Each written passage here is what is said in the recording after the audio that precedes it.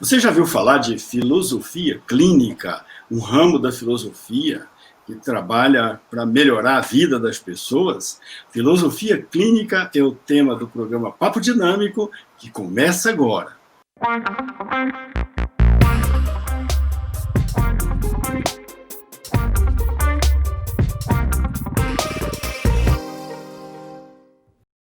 Olá, gente boa, muito boa noite. Estamos iniciando mais uma edição do programa Papo Dinâmico na PUC TV Goiás. Hoje, nós vamos falar aqui de filosofia clínica e nós vamos tratar desse assunto com o nosso convidado, o professor filósofo clínico Will Goya. Will Goya, boa noite, seja bem-vindo aqui ao nosso Papo Dinâmico. Boa noite, querido Daniel, boa noite a todos. Que todos sejam bem-vindos a esse diálogo online. Mesmo que o tempo e o espaço não sejam simultâneos, que a gente possa estender isso como um convite para futuros novos diálogos, quem sabe pessoalmente ou por e-mail, estou à disposição. Perfeito. É próprio da filosofia o diálogo, né? Se faz filosofia dialogando. Exato.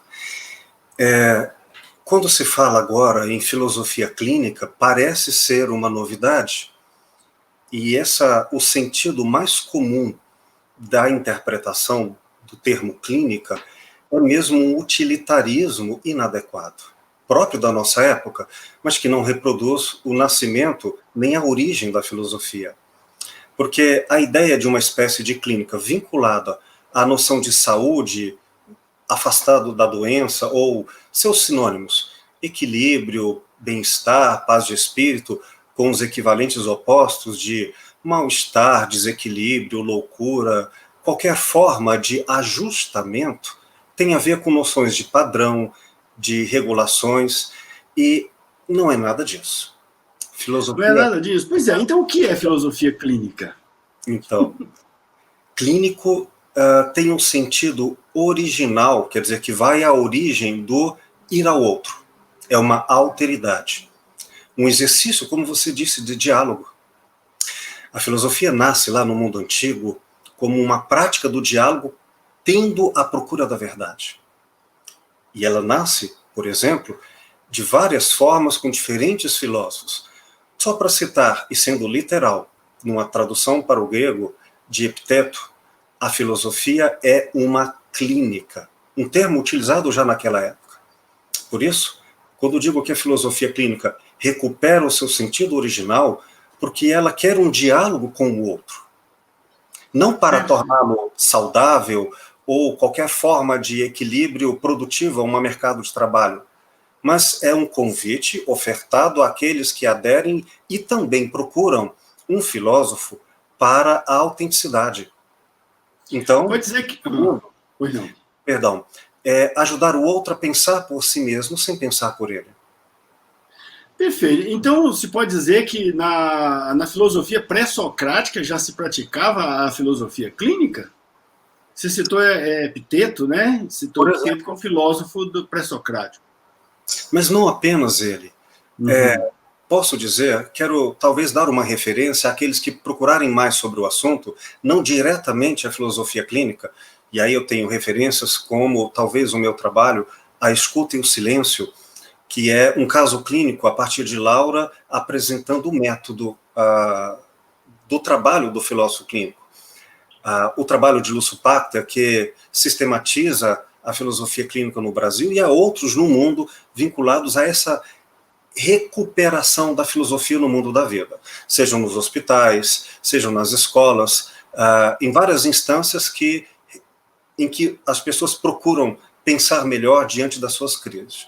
Mas voltando ao mundo antigo, como você disse, lá a filosofia era um modo de vida, não uma teoria distante como se tornou no mundo moderno. Entendi. Os pré-socráticos, né, aliás, eu não me lembro agora, me escapa aqui na memória, mas alguém da filosofia antiga chamou aquela prática de saber, que ainda não tinha nome, de filosofia, quer dizer, amizade, né, amigo do saber, amigo da sabedoria e tal. Essa busca por saber, né, ter uma sabedoria de vida, E pode-se dizer que isso é uma forma, digamos assim, de tornar a vida melhor, mais saudável do ponto de vista espiritual, já que não é se tornar saudável do ponto de vista orgânico, né, do corpo, mas é do espírito. A amizade e a sabedoria, uma pessoa que tem amizade por saber, por conhecer a verdade, é uma pessoa que busca justamente o equilíbrio e, portanto, a saúde mental, digamos, a saúde espiritual. Como é que é isso? Eu estava por fazer referência de um grande historiador, um dos maiores estudiosos do mundo antigo, da filosofia grega, Pierre Hadot, e ele tem um título traduzido para o português, que são os exercícios espirituais da filosofia. E ele coloca justamente a palavra exercício, como advém do mundo grego, a vinculação do estudo, do pensar, que inclusive do verbo em grego é carregar um peso, ligado à ginástica, até a noção escolar que nós tínhamos de ginásio, onde estudávamos na nossa infância, ou da ideia de academia, onde Platão faz do espaço dos atletas também o espaço de uma espécie de atletismo mental. Nesse sentido, é um exercício. Mas o exercício do quê? Do corpo?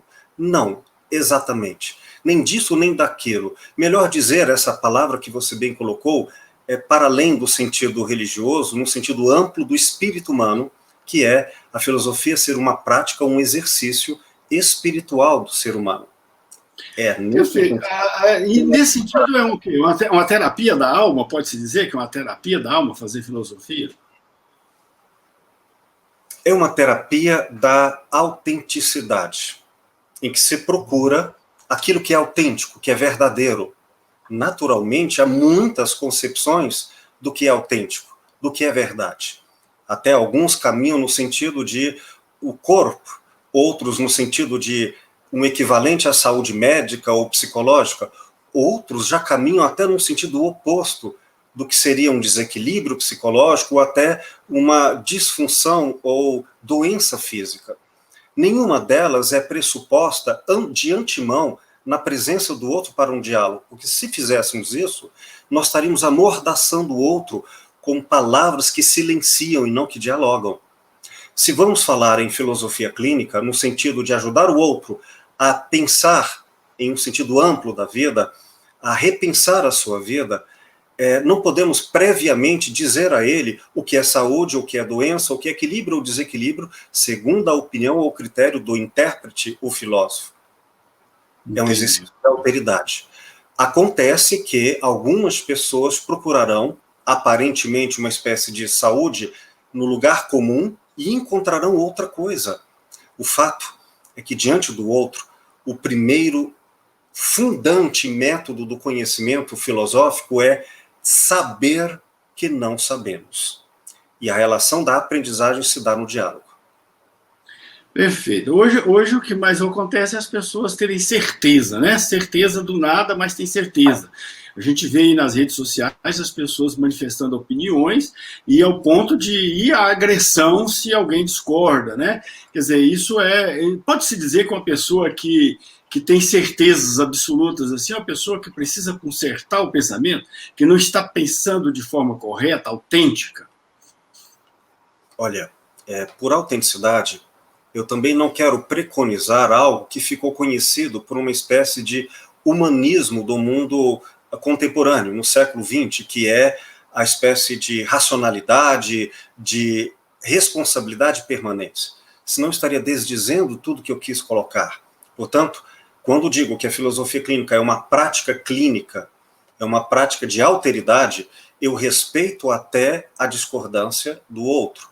E, nesse sentido, não quero dizer que é autêntico apenas quem é responsável, mas aquela pessoa que vive uma espécie de coerência consigo no mundo dos afins.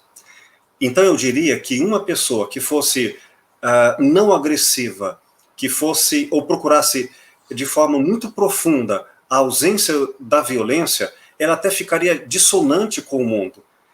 Por exemplo, dizem que queremos relacionamentos de paz, de harmonia, mas quase sempre as piadas que fazemos quando alguém, por exemplo, imaginariamente morre e vai para o céu, e lá não tem graça, porque lá falta o tempero do conflito. Muitas pessoas encontram, no ódio, inclusive, na aversão, na briga, um lar, um modo ambientado de viverem o seu equivalente de paz. Quero dizer, dizendo também de outra forma, que a paz de espírito pode ser altamente tóxica para algumas pessoas, e aí nelas, a briga, o conflito, é mais autêntico do que a paz. Perfeito, eu entendi. Vamos fazer o seguinte, vamos fazer um pequeno intervalo, a gente já volta, e vamos ver os fundamentos da filosofia clínica. Daqui a pouquinho a gente volta.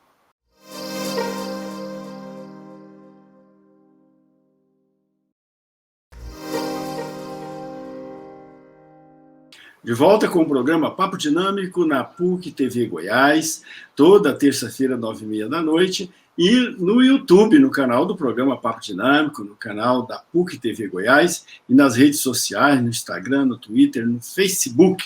Estamos lá, vai lá, curte o nosso programa. Você lá pode assistir a este programa e a todos os outros que já gravamos, mais de 100 programas à sua disposição, com temas diversos, de interesses diversos, que você pode assistir, compartilhar, baixar, né? E também mandar sua mensagem aqui para nós, sugerir tema. Esse debate que nós estamos fazendo hoje aqui, filosofia clínica, é um tema que foi sugerido pelos nossos telespectadores. Então, esperamos que você também sugira temas, sugira também nomes para debater aqui com a gente, que a gente terá o maior prazer, a maior alegria de convidar e fazer esse debate. Hoje estamos falando de filosofia clínica com o professor Will Goya. Ele é professor de filosofia e é também filósofo clínico. Professor Will Goya, você já fez referência a alguns autores aí contemporâneos que foram fundamentais para o surgimento da filosofia clínica.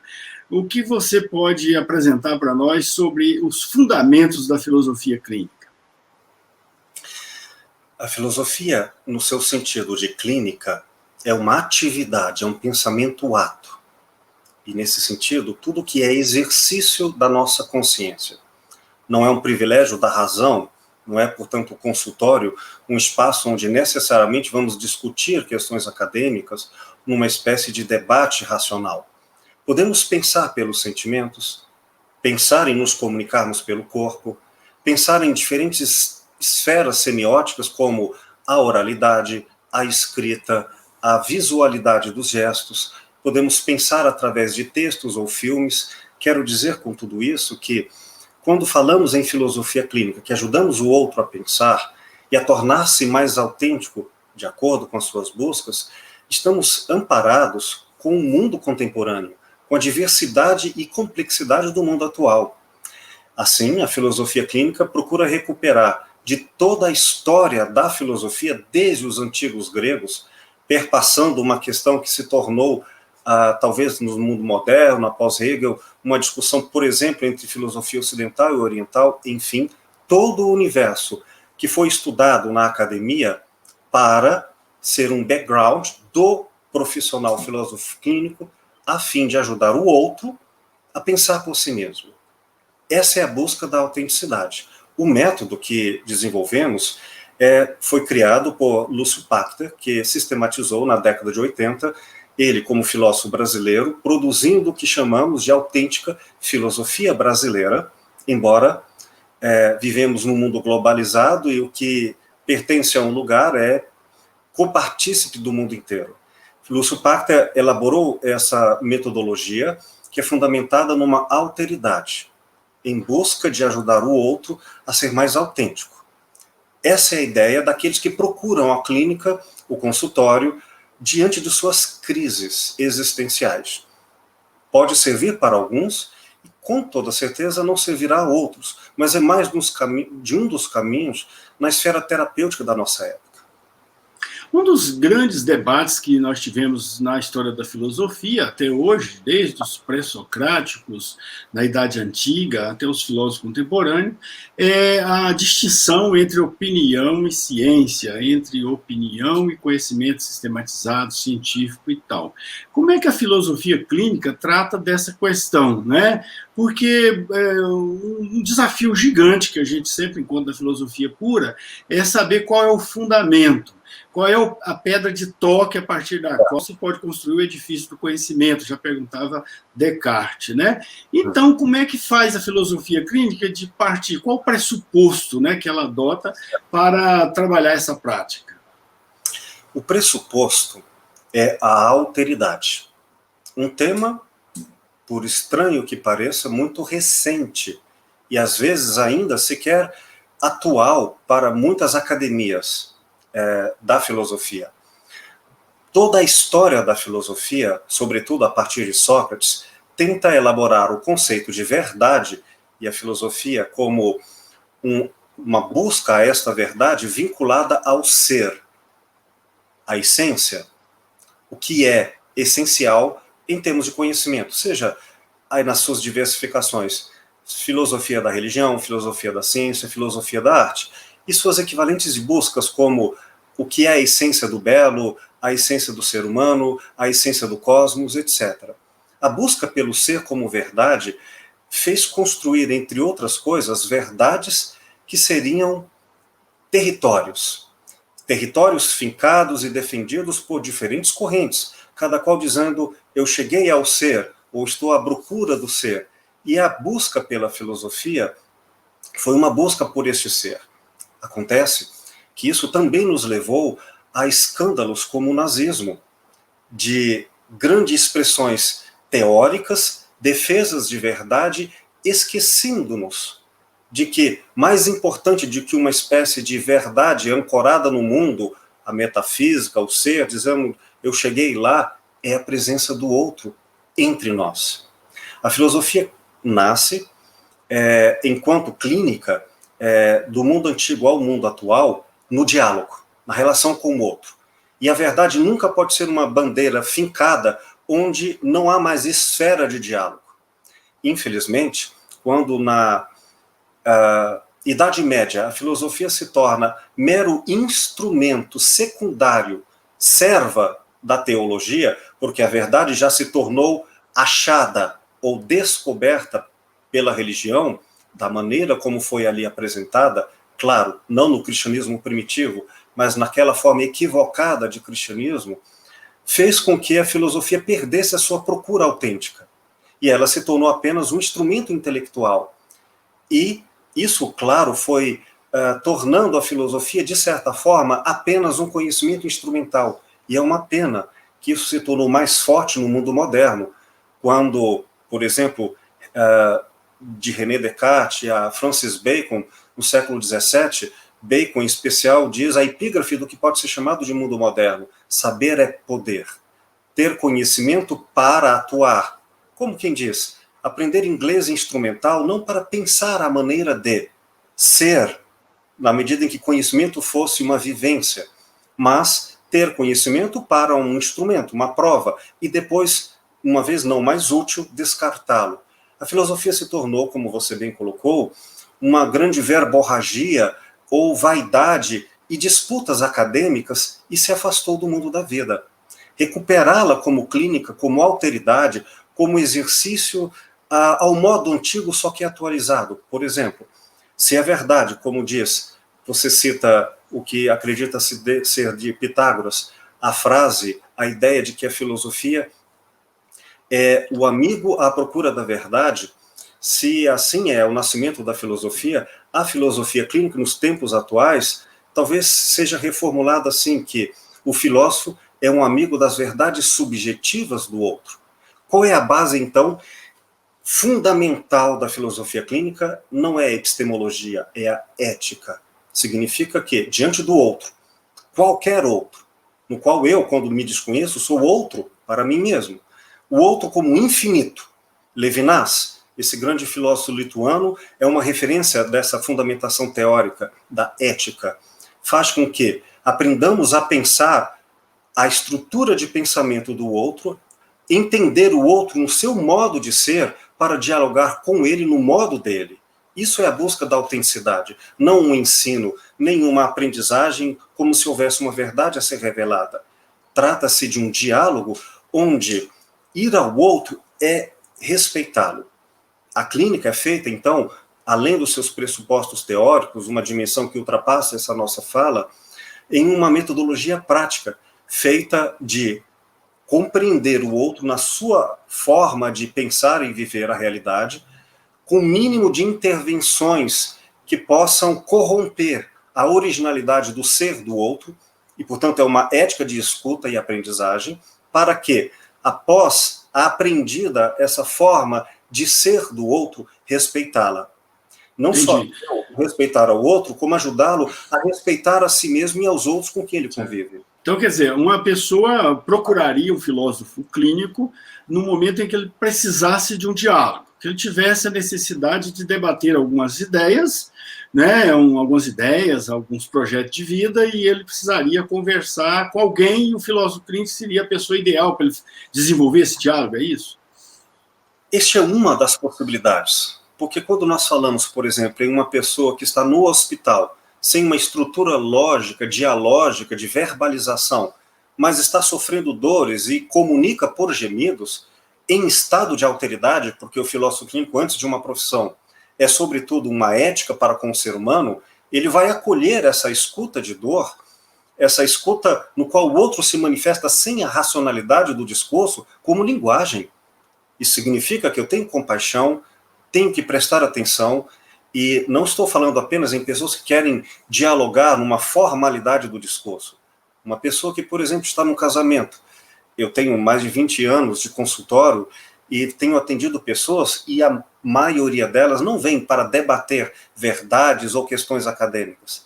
Elas vêm porque elas dizem mais ou menos assim, numa espécie de crise, estado que, elevado ao máximo, daí a locução adjetiva de nível crítico, elas vinham caminhando com um modo de ser e, de alguma forma, este modo não está mais funcionando para ela. Ela não consegue mais ser quem ela achava que era ou viver no mundo como acreditava ser possível. Então, ela entra em crise. E aí ela vai ao consultório a fim de procurar ajuda diante dessa crise. O que eu faço? O filósofo ajuda ela a recuperar seu caminho. Vamos fazer o seguinte, Will, vamos fazer um pequeno intervalo, um pequenozinho, é muito curtinho o nosso intervalo, daqui a pouco a gente volta e vamos ver, então, esses diferentes tipos assim, de necessidades que pode ter uma pessoa de um filósofo clínico. Daqui a pouquinho a gente volta.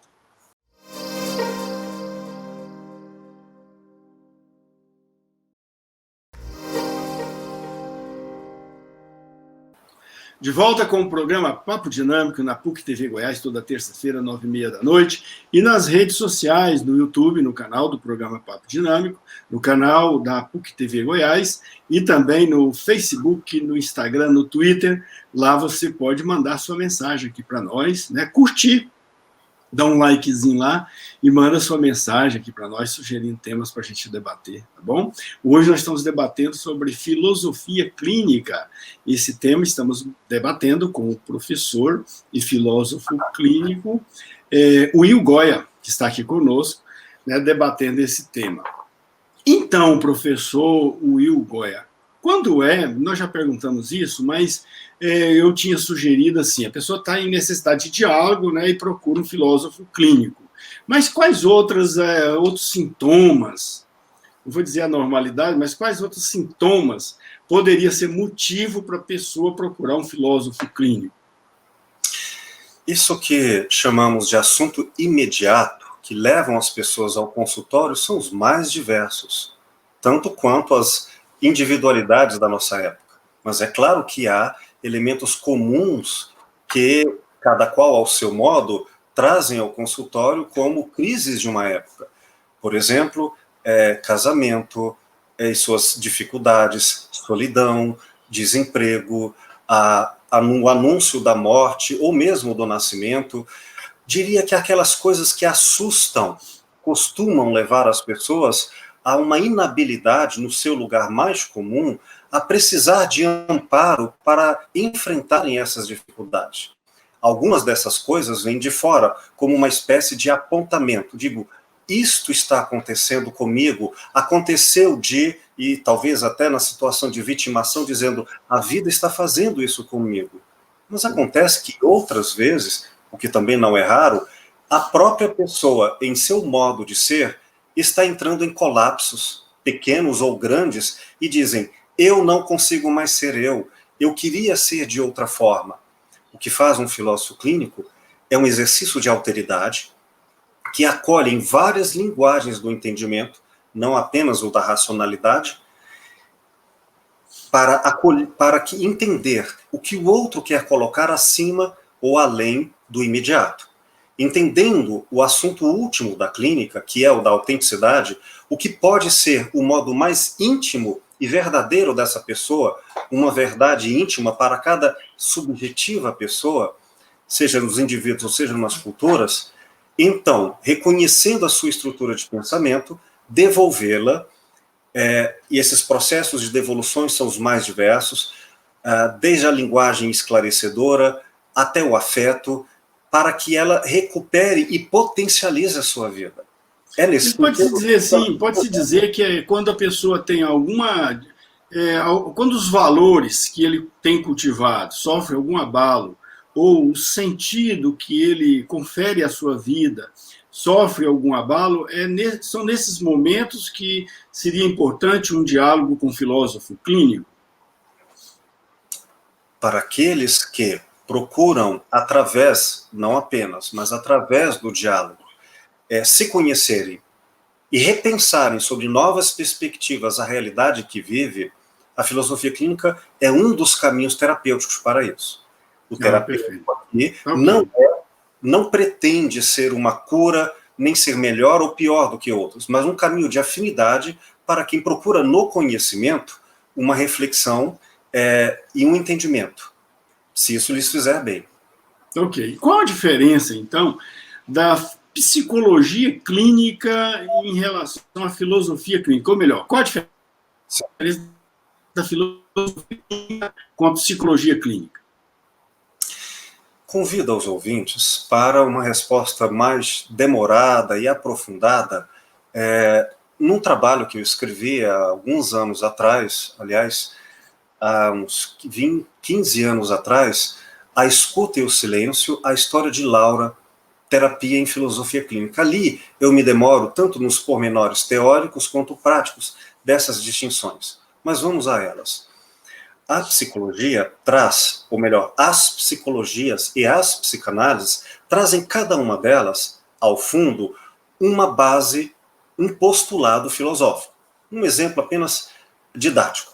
Freud entendia que no desenvolvimento do ser humano há um problema original que é o conflito entre as pulsões instintuais e a consciência que quer viver em sociedade e ganhar os benefícios da presença do outro. E ela vive, portanto, ora permitindo muito seus desejos, ora tendo que reprimi-los porque está diante dos desejos do outro. E não tem saída. Para Freud, este conflito e tratar deste conflito diante da morte, e essa angústia é o problema subjacente a todos os dramas humanos. Ora, isso o próprio Freud cita em termos de fundamentação filosófica no seu Mal-Estar da Civilização, que está lá localizado em autores como Hobbes, como David Hume, que vão dizer o homem é uma tábua rasa, o homem é o lobo do homem, e o que nós vamos fazer com isso em sociedade? Ok, eu vou dizer com alteridade filosófica, este é um dos caminhos, e muitas pessoas encontrarão nessa esfera uma forma de se situarem.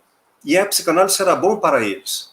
Mas e aqueles outros, por citar, por exemplo, Jung, ex-discípulo de Freud, que vai entender que se a sexualidade e seus dramas diante da morte e da sociedade são verdadeiras, o homem é um ser espiritual e transcendente. Pois bem, vai ter que negar o outro. Só para concluir, o que faz a filosofia clínica diante de todas as muitas terapias ou respostas psicológicas, e não apenas psicológicas, pareceres filosóficos ao longo da história da filosofia, nenhuma delas trata o outro como prego e as próprias opiniões como martelos. Será sempre um como é para você, de forma autêntica, e então ajudar o outro a se potencializar nesse seu jeito de ser. A grande diferença é que não tem parâmetros fixos de saúde ou doença, de normal ou anormal, equilíbrio ou desequilíbrio. Existe o único para cada pessoa, levado muito a sério e com grande respeito diante da sociedade, e o quanto é possível ajudar o outro nesse processo. Pois é, a filosofia clínica não partiria, então, de um pressuposto de que a verdade não pode ser estabelecida por ninguém e que, portanto, as pessoas todas são iguais do ponto de vista da opinião, cada um pode ter a sua opinião do jeito que quiser, que tem sua validade enquanto opinião, já que não existe ninguém com critério de verdade para dizer para a pessoa que ele pode estar pensando errado. Nesse sentido, a filosofia clínica não levaria a um individualismo total, quer dizer, nessa busca da alteridade, do diálogo e desse respeito de que cada um pode pensar o que puder e quiser, não estaria aí um pressuposto de um individualismo absoluto? Gostei da sua pergunta, ela reproduz às vezes as inquietações de muitos que, na verdade, só conseguiria atender com mais profundidade, com uma demora, e talvez no livro, como fiz a referência, mas não se trata de um desdém aos critérios. Não se trata de ausência de critérios, muito ao contrário. A ética não é uma opinião fortuita de tanto faz. Isso seria ausência de busca de autenticidade, de filosofia e de método. É preciso muito método e talvez uma grande erudição para alcançar a simplicidade. E, nesse sentido, não se trata, portanto, de não respeitar os critérios, mas entender que há mais de um critério na esfera democrática, na esfera da ciência e na esfera, por exemplo, das psicologias ou terapias. O fato é que, havendo critérios, qual é aquele que mais adequa ao modo de ser das pessoas no mundo em que elas vivem? Se podemos falar, por exemplo, em várias terapias, várias pedagogias, se podemos falar em vários partidos políticos, por que não respeitar todas elas como sendo adequadas enquanto possibilidades no jeito do outro? Entende? Não é uma ausência de critérios, mas uma conversação com os diferentes critérios. Tá, a filosofia clínica, então, parte de alguns valores universalmente consagrados, e a partir desses valores universalmente consagrados, ela estabelece algum elemento de reflexão para, digamos, o partilhante, a pessoa que procura o filósofo clínico, é isso? O único, absolutamente único valor que é universal é o respeito à dignidade do outro. E este outro pode ser uma relação empática, em que temos muito em comum, pode ser profundamente antipático, no qual a aversão também seja difícil o convívio. Mas nem a empatia nem a antipatia são critérios. O universal é eu estou diante do outro. E ajudar o outro a lidar com seus outros, seus familiares, seus colegas de trabalho, as diversas formas que ela tem consigo mesma, é a grande tarefa da filosofia clínica. Criar pontes, em muitos casos, entre diferenças que se antagonizam, às vezes, ao ponto de que para um pensar, o outro tem que morrer. Mas, em outras vezes, é criar muros e não pontes, para impedir que um invada o outro. Portanto, não é uma defesa do individualismo, nem uma defesa do pensamento gregário, coletivo e absoluto. Trata-se do respeito ao outro. Ok, vamos fazer um pequeno intervalo, a gente já volta. Vamos falar aqui de como é que se forma, né, e se organiza o filósofo clínico. Daqui a pouco a gente volta.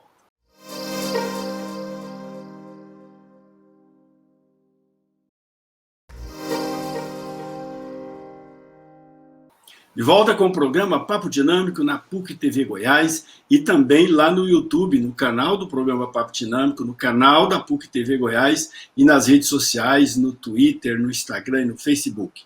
Hoje estamos falando de filosofia clínica com o filósofo clínico professor de filosofia, Will Goya. Ô Will, a gente, como é que se organiza? A pessoa que quer formar em filósofo clínico, o que ele tem que fazer? Tem que fazer filosofia?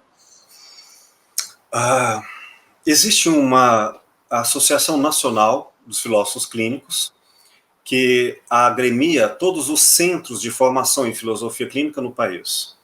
Esta associação, por outro lado, se coaduna a um movimento internacional de vários outros países que também procuram, cada qual, segundo as legislações nacionais, favorecer o desenvolvimento, o cuidado, a organização da profissão. Enquanto profissão, o que parece ser uma ênfase à noção da remuneração, repito, é antes de tudo um modo de vida em que estamos diante do outro. Isso vale, claro, também na profissão.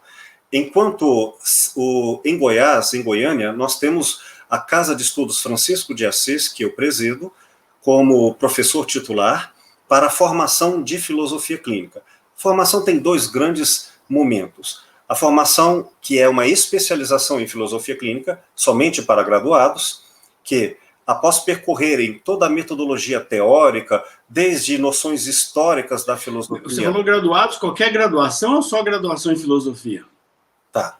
É aberto a todas as graduações. Sobretudo, nossa época tem trazido muitas pessoas da área da psicologia, da psicanálise, da medicina, muitos médicos, pedagogos, advogados e também filósofos, e que procuram na filosofia clínica esse modo de ver, esse modo de lidar com o outro e respeitar o diálogo em uma época tão difícil em que os conflitos costumam ser de agressão. E aí, essa formação, essa especialização, ela promove um desenvolvimento nas respectivas áreas, quer dizer, ela dá uma visão de alteridade e cuidado terapêutico, seja na odontologia, seja na pedagogia, seja no direito.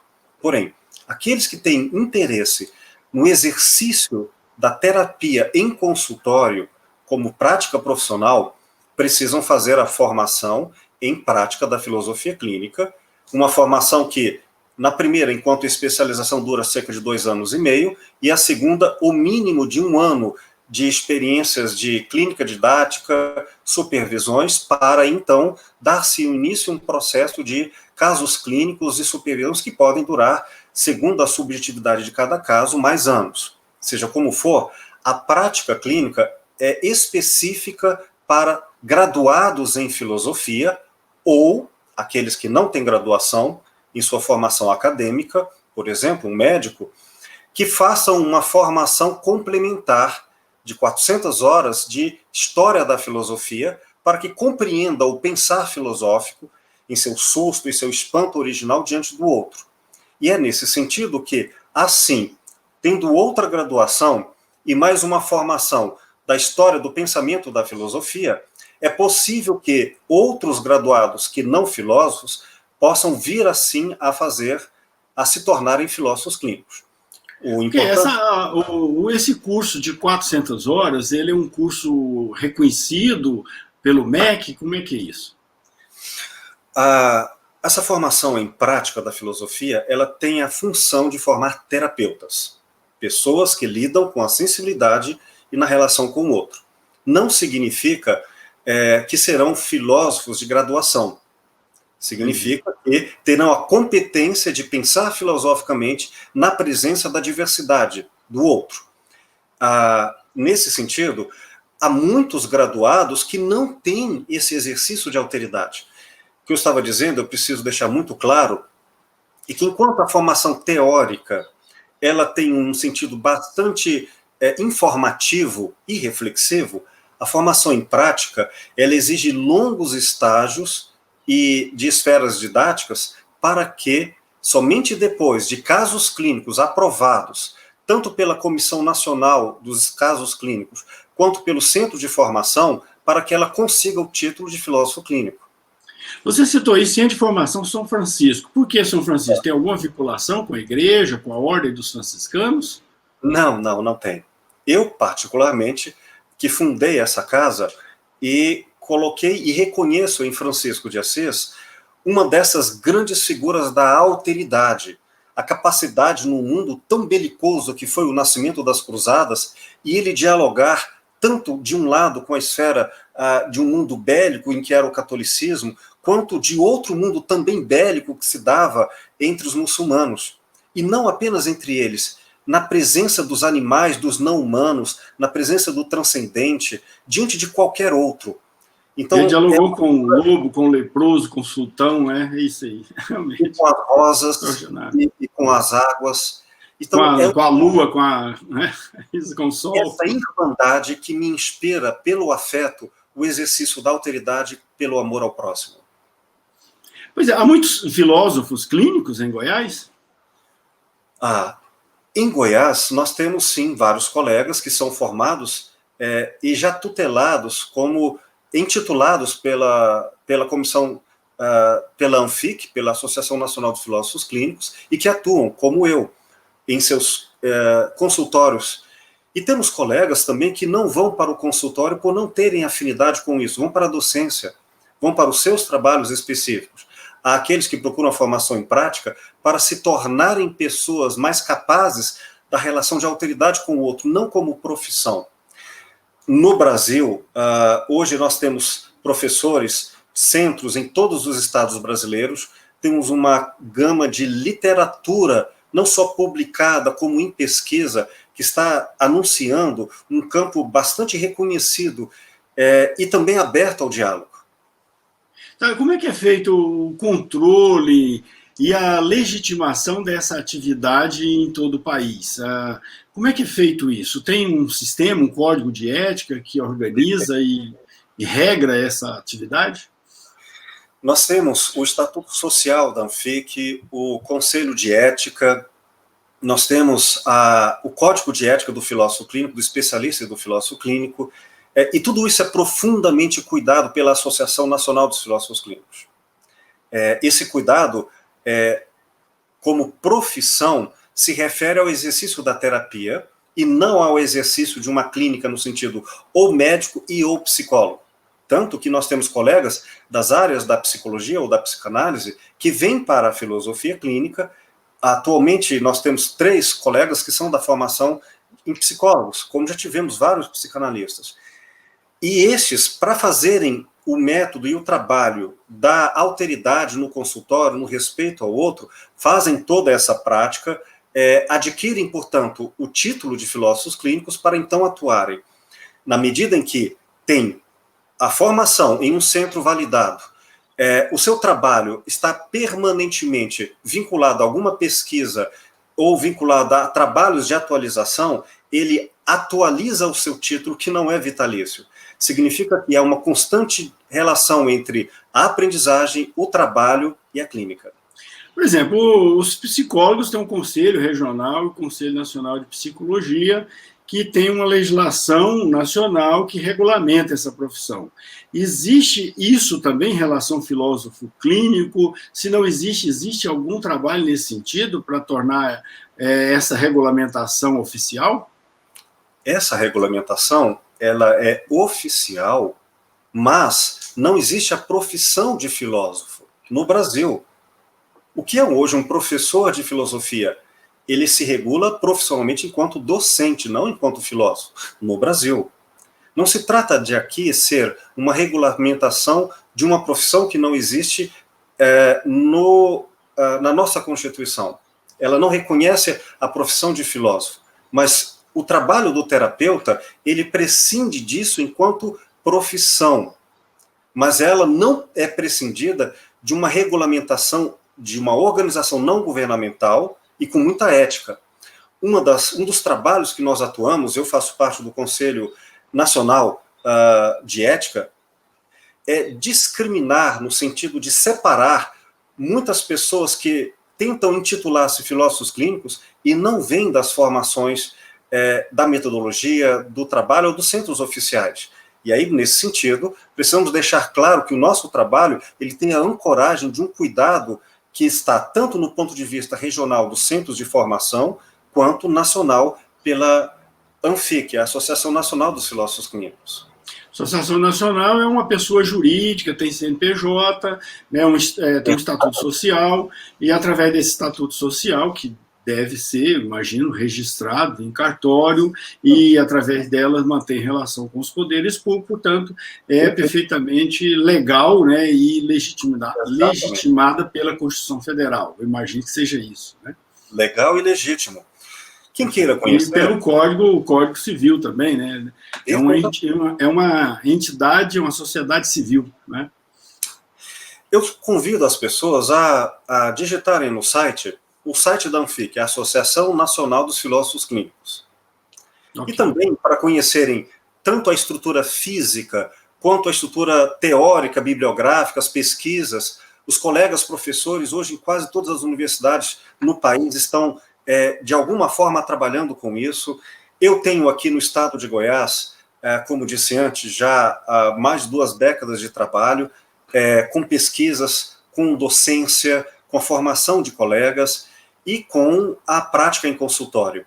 Todo esse trabalho organizado no país está lá no site. Convido também para conhecerem meu trabalho e o nosso trabalho, meu e dos colegas professores, filósofos clínicos aqui em Goiás, em Goiânia, para se aproximarem e conhecerem. Recupero a vocês, está aberto aí para conhecerem as literaturas, como A Escuta e o Silêncio, de minha autoria, fundamentada na pesquisa de consultório através do método de Lúcio Pachter. Professor Will Goya, foi excelente, o nosso tempo acabou, temos que encerrar. Muito obrigado por sua presença aqui, muito boa noite. Gratidão. A filosofia clínica é um caminho de grande abertura para todas as sociedades organizadas, para todas as pessoas, e a qualquer momento, querendo, podem me procurar, seja pelo site, meu e-mail é willgoya, willgoya.com.br como site e Gmail. Okay. Estou à disposição. Muito obrigado. E para você que nos acompanhou, um grande abraço, muito boa noite, até a próxima.